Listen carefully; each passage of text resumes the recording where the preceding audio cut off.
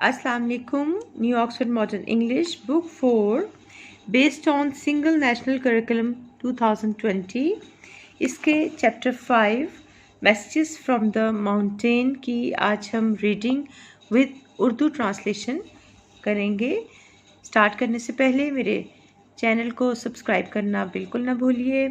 ज़्यादा से ज़्यादा शेयर करें और काइंडली लाइक भी किया करें। आप अपनी बुक्स भी ओपन कर लें।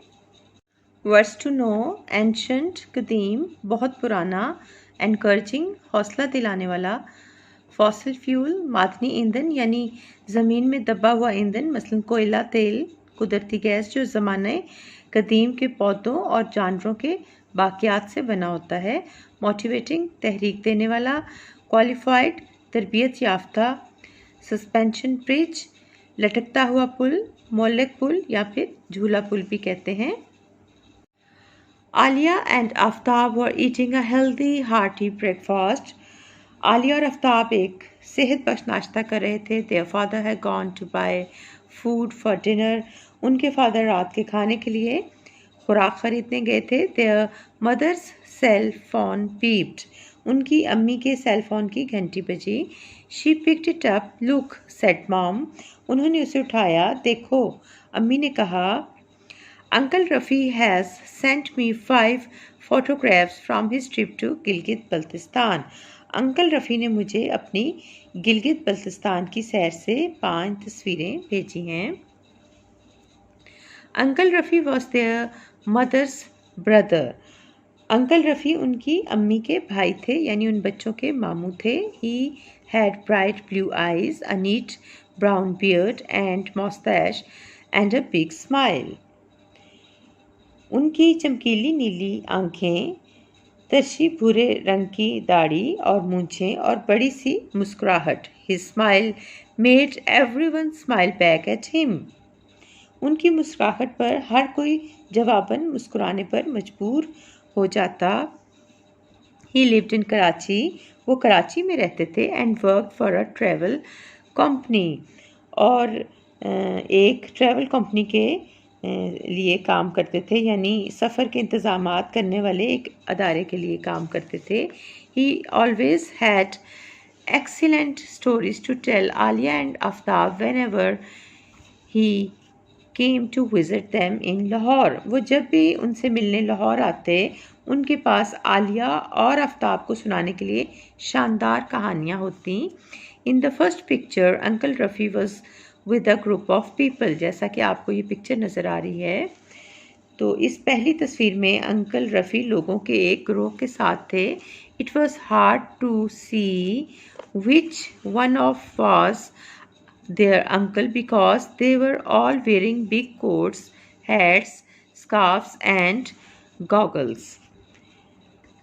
ये देखना मुश्किल था कि उनके अंकल कौन से हैं क्योंकि वो सब बड़े बड़े कोट, हैट, स्कार्फ और चश्मे पहने हुए थे। This is his team from work.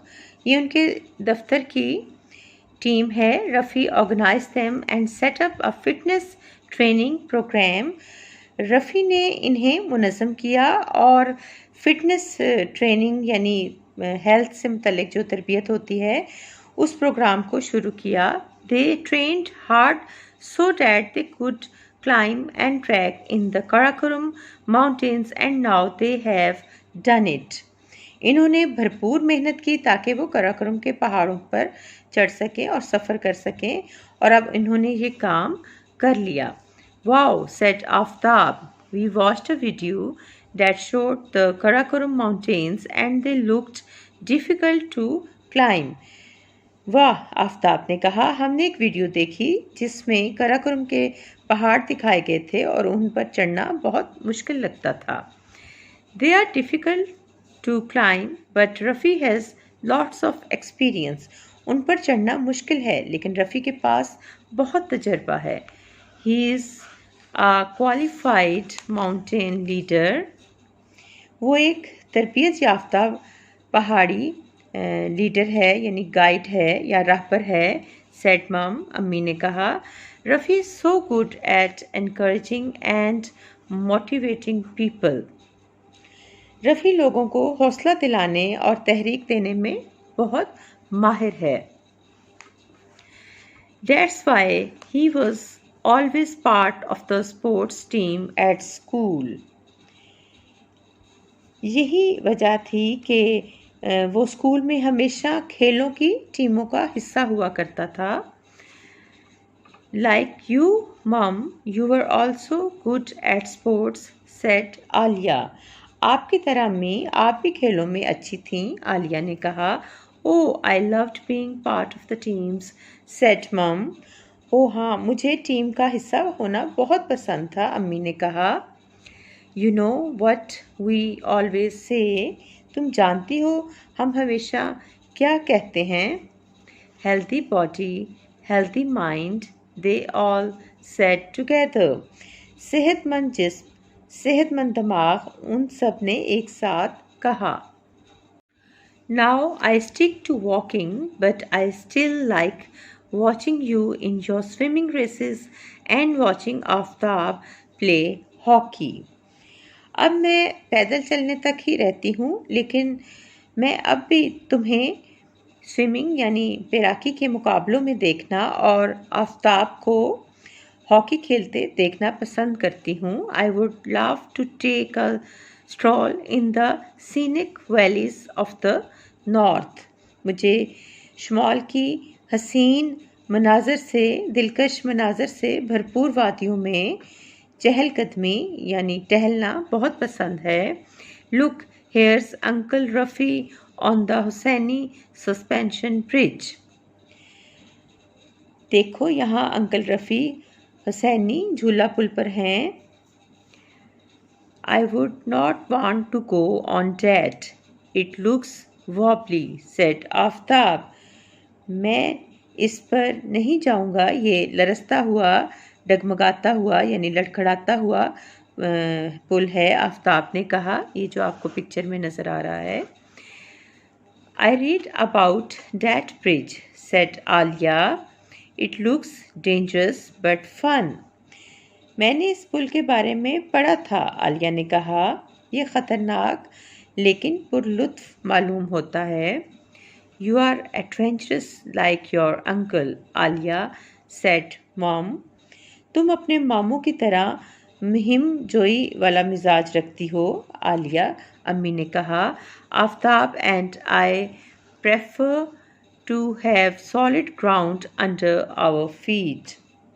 Aftab और मैं अपने कदमों के नीचे ठोस ज़मीन के होने को तरजीह देते हैं।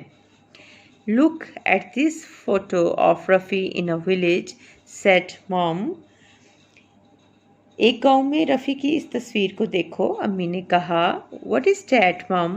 asked Aftab, pointing to the writing on the rocks. वो क्या है अम्मी? आफ्ताब ने रॉक्स यानी चट्टानों पर लिखी तहरीर की तरफ इशारा करते हुए पूछा। That is ancient writing. ये कदीम तहरीर है। Rafi's company is working with some people in this village to protect it.